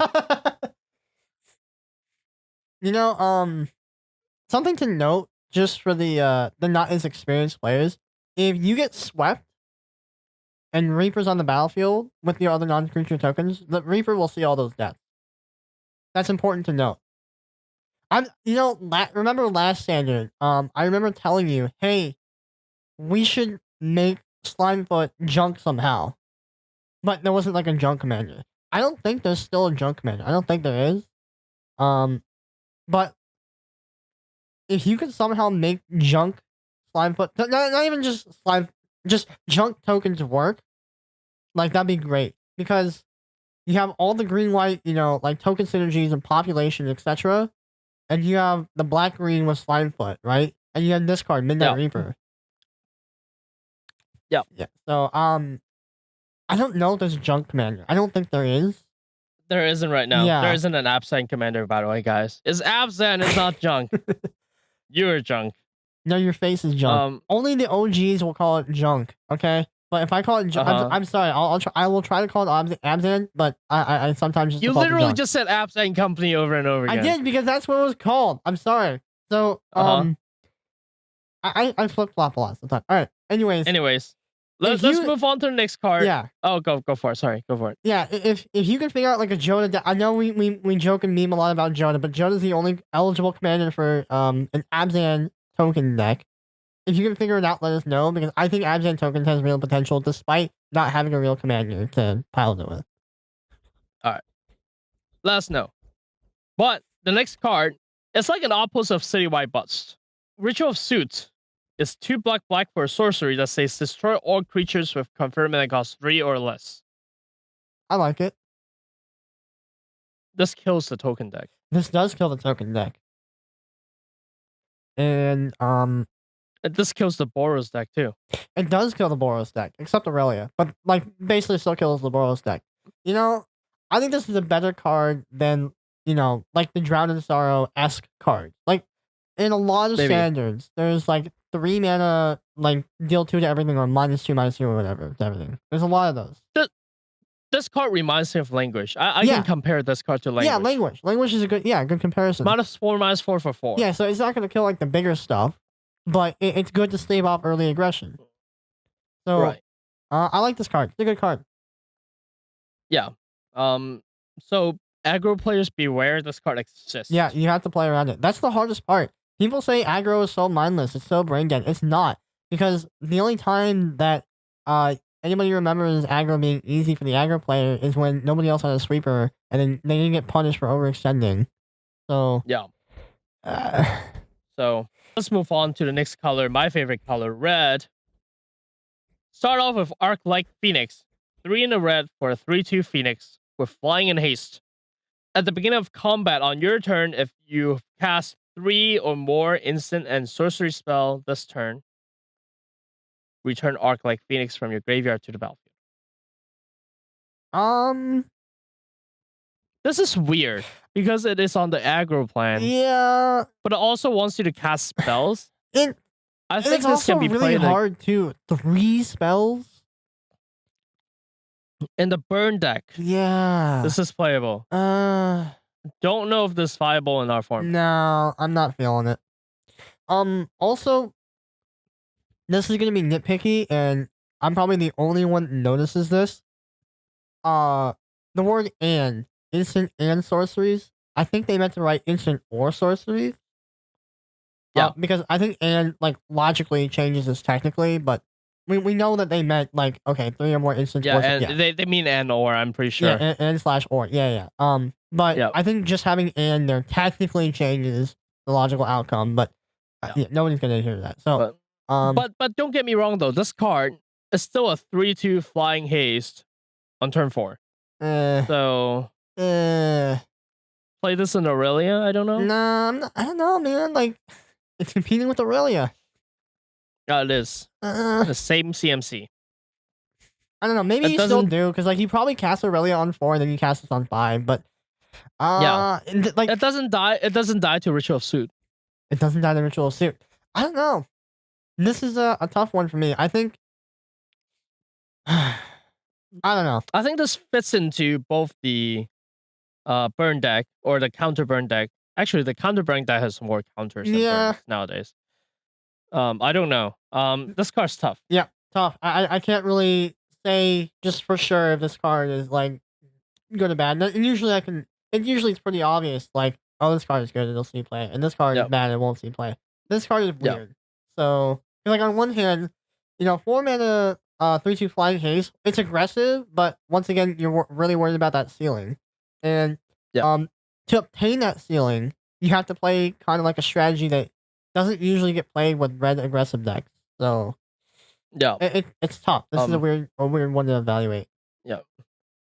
I mean, like a lot of red cards right now that we'll be talking about are really hard to evaluate, but they all belong. Like it feels like they all belong on the counterburn deck. The next card is Erratic Cyclops. 3 in a red for a Cyclops Shaman for 0/8 Cyclops Shamans. Passes the vanilla test. Yeah, of course. It's 8 point of stats It does. on a 4 It does. It passes 4-drop the vanilla- body. It does. It's a 0/8 with trample. That's it. And you attack with this every turn too. You're bluffing the pump spell. Whenever you cast an instant or sorcery spell, Erratic Cyclops gets +X+0 until end of turn, where X is this spell's converted mana cost. Hey, can I suggest a card? Nexus of Fate. It becomes a 7/8 trample that you can untap and attack again. No. So what you do is you Nexus of Fate. So okay, you have a 4 mana 7/8 trample. I mean, yeah, it's turn 7, but I mean that's still pretty good. Okay, so you deal 7 to someone, and then you untap and you draw your next to the fate again. Feels good, man. Oh man. Yeah, this is probably in the counter burn deck. I don't see this being part of the aggressive plan. Oh, this is not aggressive at all. It's a 4-drop 0/8. Well, you could mentor it. You can definitely mentor it. Oh it's my got a big gosh. butt. Oh. So slow, man. Hey, don't make fun of big butts. They're a little slow, but they can endure it. They can endure lots of punishing. The thing is, if you're in Naya, I don't know if you actually. Oh my gosh, that card is mono white. So in the Naya deck, there's a card. Naya can still be a thing, by the way, because you still have the dinosaurs. But in the Naya deck, there was a card that was a little bit weird, and people don't really know how to work with it. But it's Belligerent Brontodon. 5 green white for a 4/6 dinosaur that says each creature you control assigns combat damage equal to its toughness rather than its power. Butt combat. Butt combat mixes an 8/8 trample for 4. I like it. Dude. Make it happen. Oh, and then Jonah. Yep. And then Jonah. Oh, they both cost 5. Mm-hmm. But you can also play walls now too with the wall dragon die. Oh yeah. Jesus. Yeah. Now let us know if you do decide to go that route. That's gonna be a good meme. Next up, we have a weird card. It's a good donate target. There's no donation in our current standard. There's no donation in the standard right now. Oh well. But it's still, I don't know if it's playable. Well, it's interesting. Well, let's read it. In the aggressive mono red deck, let's read it though. I can see this happen. Experimental Frenzy is 3 and a red for an enchantment that says you may look at the top card of your library anytime. You may play the top card of your library. You can't play cards from your hand. You also pay 3 in the red to destroy Experimental Frenzy. I don't like it. I don't like it either, but humor me though. Like, just give me a second here. No. If you're in the mono red deck, no, I'm kidding. What? You're in the mono red deck, and now you have no hand. Okay. You already dump out your hand, and you have nothing. You top deck and do this. You play this. Yeah, but you're still only drawing 1 card a turn. No, you're drawing a card every single time you play a spell. You're playing off the top of your library. You know, you understand, right? Because every time you play every time you play the top card of your library, that's not the same top card anymore. Yeah, I still feel like he'd probably just play draw spells over it though. But in the mono red deck, there's like the enchantment. I mean, I guess for redundancy, but like there's an enchantment that like draws you cards in red. And that's your card. I know. I don't. It depends on your hand size. Unless that's rotating. Depends. No, it's a saga. Yeah. So it's not rotating. Yeah. Yeah. Well, there's also a saga that says discard your hand. Yep. It's a combo. Anyways. Yeah. I don't know. This is weird. I don't like it because it's weird. It could be a sleeper. It could be a sleeper. Yeah. I'm gonna go with that. It could be a sleeper. Next up, we have Runaway Steamkin. 1 in a red for 1/1 elemental. It passes the vanilla test. Yeah, no. Absolutely passes the vanilla test. Whenever you cast a rest spell, if it has fewer than 3 +1/+1 counters on it, put a +1/+1 counter on it. Okay. Remove 3 +1/+1 counters from it at red. That is disgusting. I dig it. I mean, how often can this go off, do you think? I don't even think you have to be worried about how often. I just think if you get 1 like use out of the mana, it'll be good. Because it's once again, it's like you're investing mana into it now, and then you have like a really big turn, like say on like turn 5. Yeah, I like it. This guy can be mentored. Oh no! Oh Mentor no! puts +1/+1 counters on guys. So this guy has the potential to invest it. I don't know how much yet. I like this card. However, I like it. Yeah. I can see the mentor plan work. Yep. Yeah, I think this works in mentor, and it's just red spell, by the way. It's not just. It doesn't have to be. Yeah, you can play red creature. Yep. You can play the Legion war boss. Yep. And Legion war boss can mentor this guy. And that's like this is a very key distinction between Runaway Steamkin and the other card Arclight Phoenix. And the Arclight Phoenix requires instances or sorceries, but Steamkin any red spell. That's a huge difference. Huge. Yeah. So huge difference. I like this card. It's a good card. Yep. I like the next card too. Electrostatic Field is 1 in red for a 0/4 wall with Defender. Whenever you cast an instant sorcery spell, it deals 1 damage to each opponent. Yeah, this is a good card. Once again, it's not flashy. It's not like, oh, this is gonna win. It's not gonna be like the thing that's like, oh yeah, that totally won you the game, unless your opponent's like really good and they can identify and analyze the whole game. This isn't gonna be like that thing that like closed out the game in a really like stylish way. Yeah, this just slowly get the clock ticking. Yep. And if you're like, this was the card we were looking for when we were trying to build Firesong and Sunspeaker. Yeah, and I think it's great how one, it can help you survive against early offense. But also, if you're playing a 4-player game, and this doesn't have to be red instance of sorcery. This is just any instance of sorceries. You play anything, and that deals 3 damage to everybody. Well, I mean, 3 damage total, like 1 to each, and that can really add up over time. If you just get like, like 2 or 3 activations off this guy, it's like, wow, I just dealt like 6 to 12, or X amount of life, or damage to everybody, just for doing my game plan. Great. I dig it. Speaking of great, do you remember Banefire? I do remember Banefire. It's a good card. We don't have to remember that far back. It's concerning. Yeah, it's good because it can't be countered. Yeah. Inescapable Blaze is 4 red for an instance that says this spell can't be countered, and it deals 6 damage to any target. What's the converted mana cost? 6. Pretty good.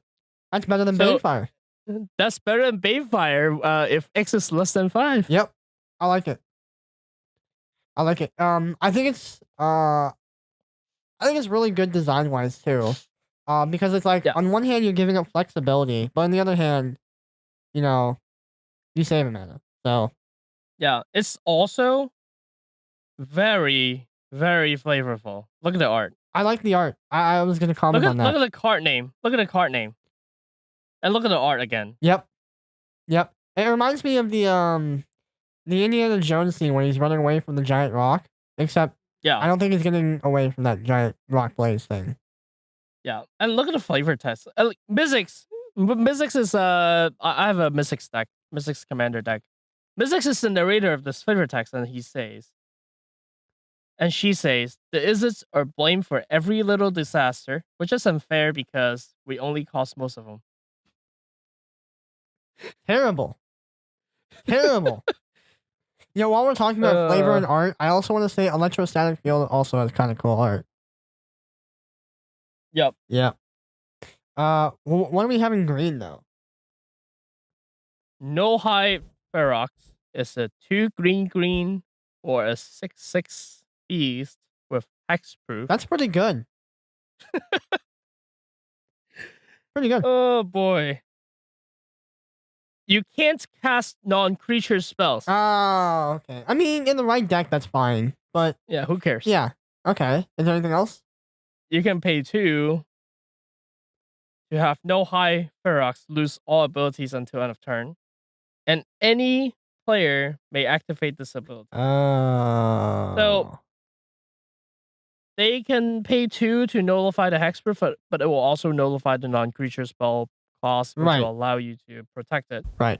Now, if a spell or ability an opponent controls causes you to discard No Hide Ferox, put it onto the battlefield instead of putting it into your graveyard. I like that clause. I always like that clause. I call it the Loxodon Smiter clause, but it's actually been on a lot of other cards besides Loxodon Smiter.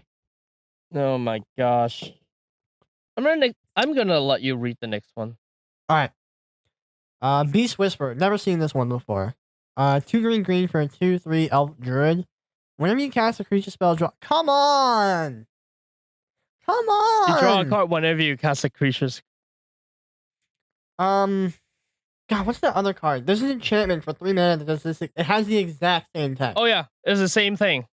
Yeah, so Glimpse of Nature, is what this card really reminds me of. And I think, okay, honestly, I think Glimpse of Nature is better because it's an enchantment. I'm not gonna lie. Well, no. Glimpse of Nature is a sorcery. Oh wait, no, I'm so dumb. I thought it was an enchantment. I thought it was just like forever. No. And Glimpse of Nature got seen, or stopped playing Elves. It's still, I mean, Elves isn't really a thing anymore, but yeah.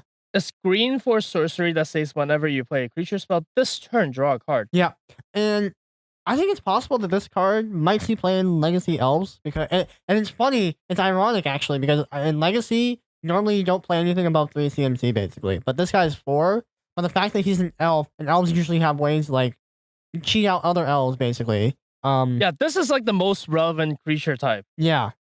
If they didn't make this an elf, no chance that he's playing elves, but it's an elf, so there's a chance. We're not an MtG finance podcast, but this card costs 80 cents right now. Yep. But we're not MtG finance. We're not held liable if you decide to do that. And also, I don't know the legacy meta at all. I don't know if elves is a thing. And I know it isn't a thing in modern.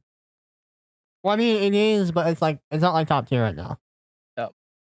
So. Well, let's not dwell on this card too long. Yeah. I mean, it's a good card. It looks like it's a good card. It's a good card. But the next card is also a good card. Bounty of Might is 4 green for an instance that says target creature gets +3/+3 until end of turn. Target creature gets +3/+3 until end of turn. Well, I think I'm having audio issues. I think I just heard you say like the same thing 3 times. Well, because the same thing is printed on the card 3 times. Oh.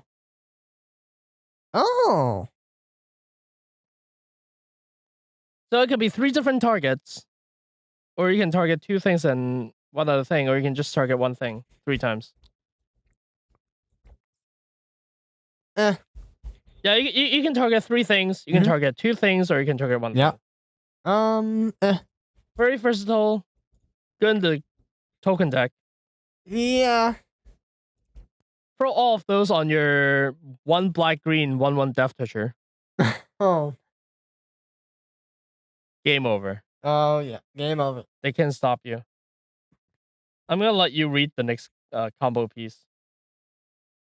It's Pelt Collector. I think I've read this before. Pelt Collector is a 1-mana 1/1 elf warrior. Whenever another creature you control enters the battlefield or dies, if it had power greater than Pelt Collector, you get to put a 1/1 counter on it. And then, as long as it has 3 or more 1/1 counters on it, it has Trample. This is a really, really aggressive 1-drop. Wow. And it's when another creature you control enters the battlefield or dies. And it doesn't have to be non-token. It can be token creatures too. So that is really cool. It has the evolve part, but it also has when it dies. Wow. It's a good card. Yeah, this is a good card. I think if you can make it work, it'll be an aggressive 1-drop. It's an elf. Probably the most relevant creature type it can be in green. It's interesting. You know, the ceiling is only so high for this card, but the floor is relatively good. Yeah. So, I don't know. This is interesting. I don't know what the elf builds will look like. So, I think this is probably the only deck that it'll fit into anyways. Yep. So. And the last card in green that we'll talk about opens us up to the next discussion, because every single card we discuss from now on, while they'll work in, different decks, they'll enable the 5-color deck that I'm toying around with. So I'm going to start with Urban Utopia, which is 1 and a green for an enchantment aura that says Enchant Land. When it enters the battlefield, draw a card. An enchanted land has tap at 1 mana of any color. So it fixes mana like nobody's business, and it cycles. Yeah, I think this is a I mean, and that's just it. It just fixes your color. Yep. And it draws your card. I think it's great that it draws your card. But in the Gates deck, this is good. What else is good in the Gate deck? Gates.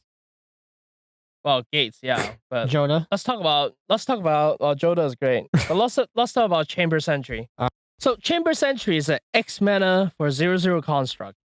Sorry, that says it enters the battlefield with a +1/+1 counter on it for each color of mana spent to cast it.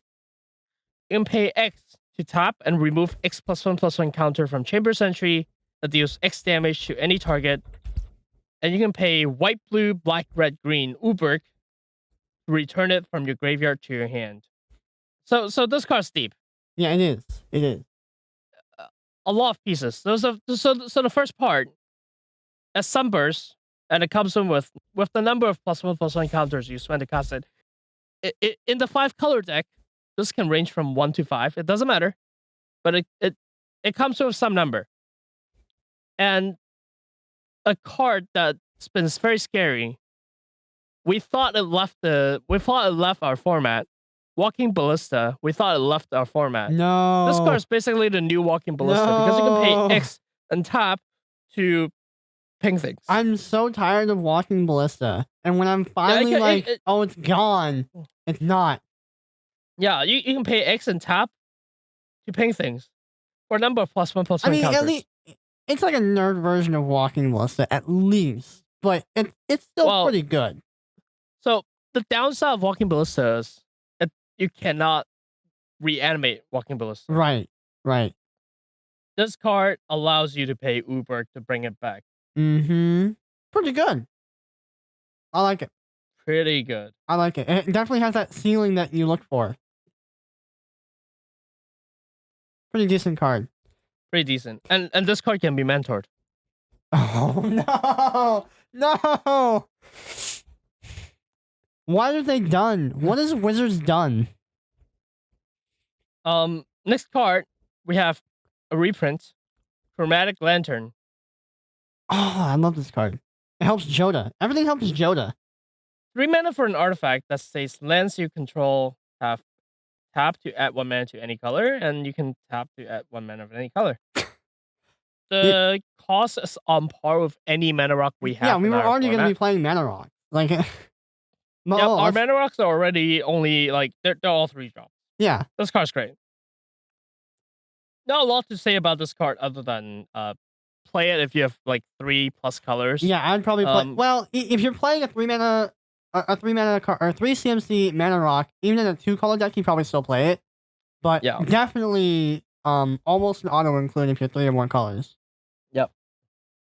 Next up, we have Gatekeeper Gargoyle. It's a 6-drop for a 3/3 Gargoyle with flying.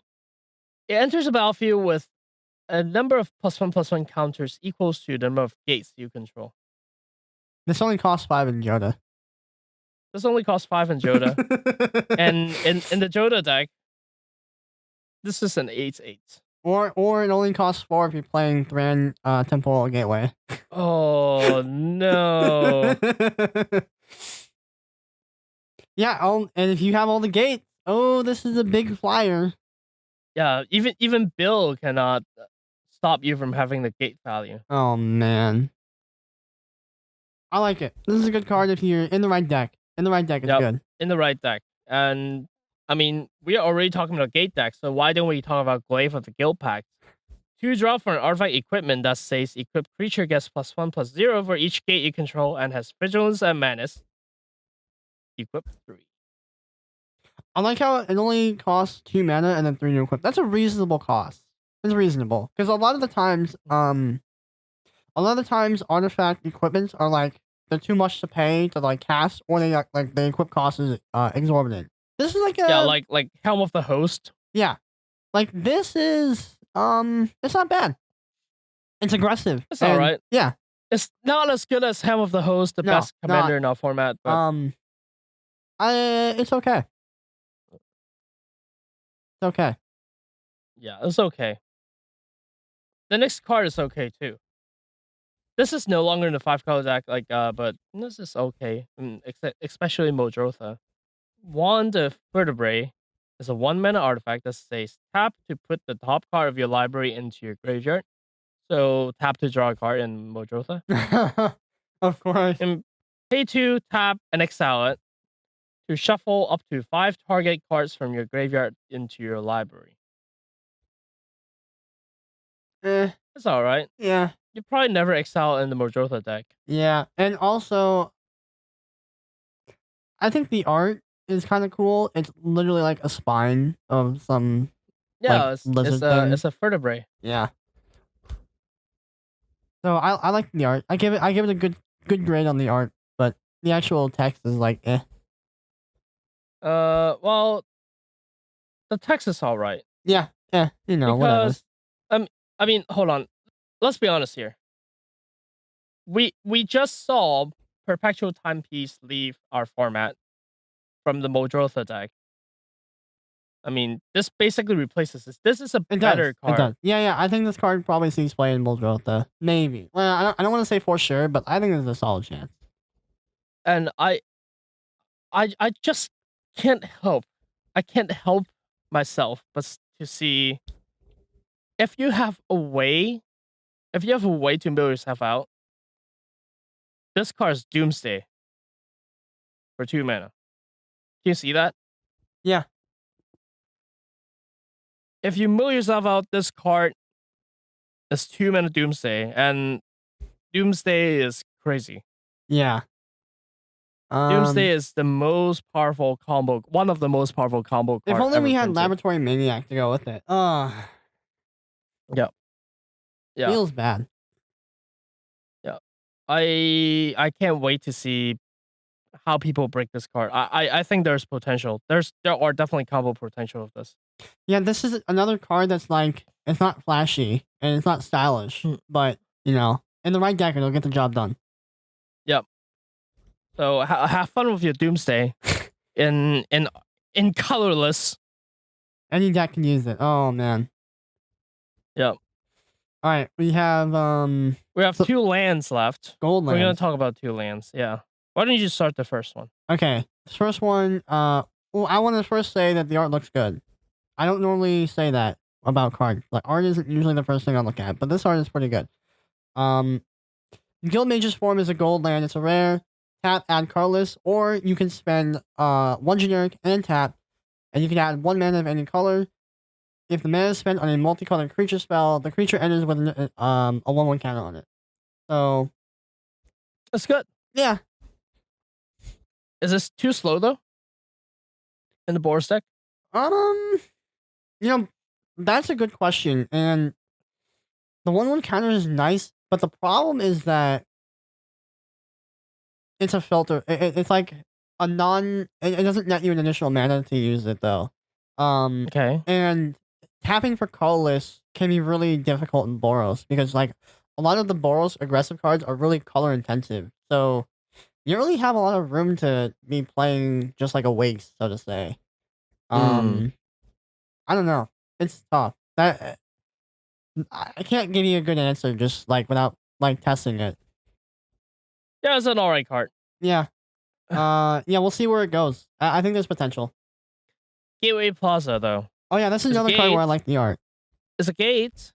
It's a gate. So by the way, we have 6 gates in our format right now, not 5. We have 6. Yep, we have. This comes into the battlefield tapped. I'll go for it. Yep. So we have the 5 or 5 of the 10 of the guilds plus this one. Yep. So this comes into the battlefield tapped. When it enters the battlefield, you have to sacrifice it unless you pay 1. So pretty standard for this kind of card. And tap to add 1 mana of any color. There was another card that functioned exactly the same way, except it wasn't a gate, and this was back in the original Return Ravnica. So, I forget what the name was, but it even had the word guild in it. But I like the fact that this is a gate, and it can't be your first land, and it does need that additional mana when it comes in, so that kind of sucks. But it taps for anything, so that's always nice. Guild something promenade. Yeah, something like that. I don't remember. So this is literally the same card. Transguild Promenade. Yes, that was it. Exactly. It's literally the exact same thing, except it wasn't a gate. Different name. Yep. So, that's cool. That's a nice throwback. Yeah, and that's it for our set review. That's all. It only took us like 3 hours to talk about a whole set. We didn't even go through every card. split into 2 turns. I mean, split into two episodes. Yeah, we didn't even go through all the cards. We just went through like the good ones. Yeah, I don't think we're going through the bad ones. No, I let's think not. let's spare our listeners with that. But yeah, I think that's it for the episode. And as always, if you have any questions or answers, like we have demonstrated, we love talking to you guys. So feel free to talk to us too. You can find us on Facebook, Twitter, and YouTube at Brawling Pit. You can visit us. You can find us on Reddit at r/Brawling Pit. Email us at brawlingpitmtg@gmail.com, or you can visit our official website at brawlingpit.com. I've been Johnathan, and he's been Jacob. See you guys next week.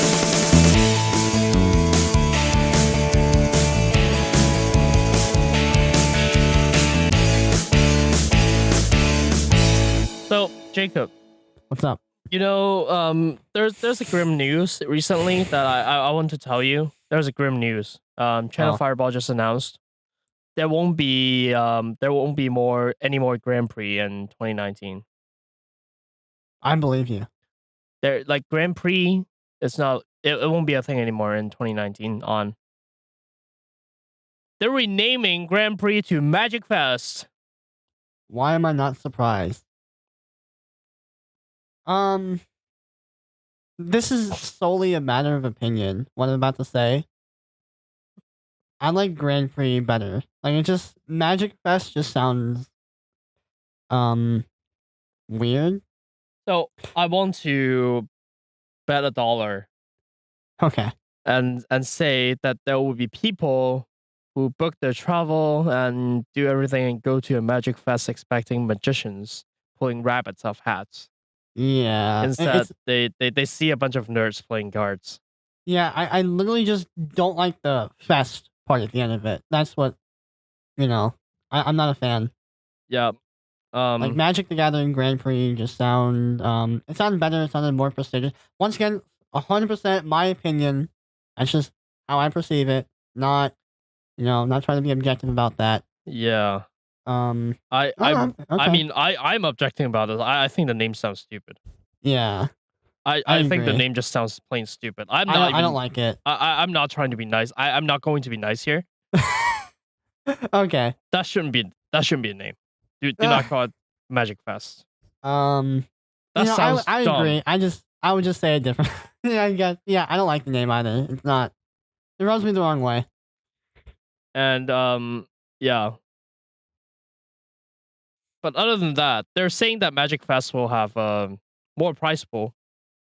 Okay. So they're having better price support for especially like the top players. The 4 prize pool tiers are $80,000, $65,000, $50,000, and $35,000, and it's the whole pool though, so it's still not that much, Uh-huh. but it's some money back. And they're saying that would be more formats as well, but I don't know, man. I just think Magic Fest is a dumb name. Yeah, I'm not a huge fan of the name. It's good to hear that they're supporting the Grand Prix, Magic Fest more, like, financially with a larger prize pool. That needed to happen a long time ago. Better late than never, I guess. Yep. The meme is Magic Fest from the creators of Megamorph. I like it. It's a good meme. Good meme. Wow.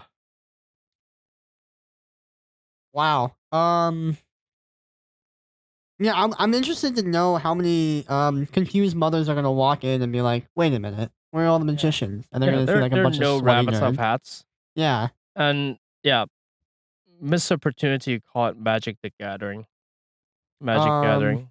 Well, okay, so like, let's do a little brainstorming here, just like really quick. What else would we call it? Like, let's say for whatever reason, Magic the Gathering Grand Prix is not an acceptable name for whatever reason. What would we call it? Like, so you want me to come up with a name that's better than Magic Fest? Yes, and that's a low bar to set, but yes. I know Grand Prix is hard to beat. Grand Prix was like, I don't know if I can beat Grand Prix. yeah. Yeah.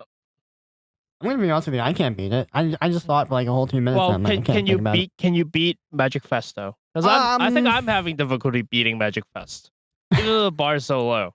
Oh man, wait, is the bar really that low then? If we're having such a hard time beating Magic Fest? Yeah. Ooh. I don't know. Maybe Magic Fest is good then. All right, no, I take it back. Magic Fest is the best name they could have. The best alternative to Grand Prix then. Now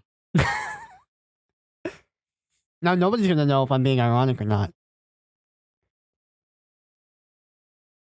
Spell Slinging Expo. I like that. No, I like that better than Magic Fest. Yeah, I take it back. Magic Fest. All right, now I'm being unironic here, and I'm not being a meme with ironic / unironic. Unironically, Spell Slinging Expo is a better name than Magic Fest. Spell Slinger Con. What about SpellCon? SpellCon. Yeah. CON. Yeah. CON. Was that not a command? No. Did you not want me to just like spell the word con? Oh, you're a funny one. The joke is what about dead. Magic Con? What was wrong with Magic Con? Nothing is wrong with Magic Con. I mean, it still has the same ambiguous problem, but at least it sounds cooler than Magic Fest. Fest is just a bad word. Yeah. It's not even a word. It's called. Yeah, it's not even a word. Yeah, it's not even a word. I don't know. I think Magic Con would have been better though. Yeah, it still wouldn't have solved the ambiguity problem though. Yep. But yeah, $1.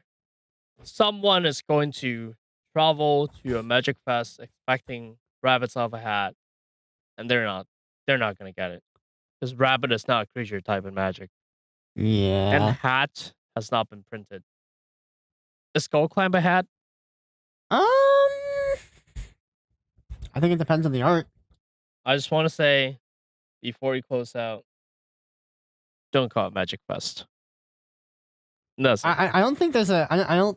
You know, I'm gonna be honest. I don't think that there's any opportunity for them to change it. I think they've already registered it with the U.S. Trademarking office and everything. I don't. I don't know if they can change it at this point. Well, I'm sure they could, but it'd be kind of a hassle. Well, not calling it Magic Fest. Yeah, I'm still gonna call them Grand Prix. same reason why I still call it junk.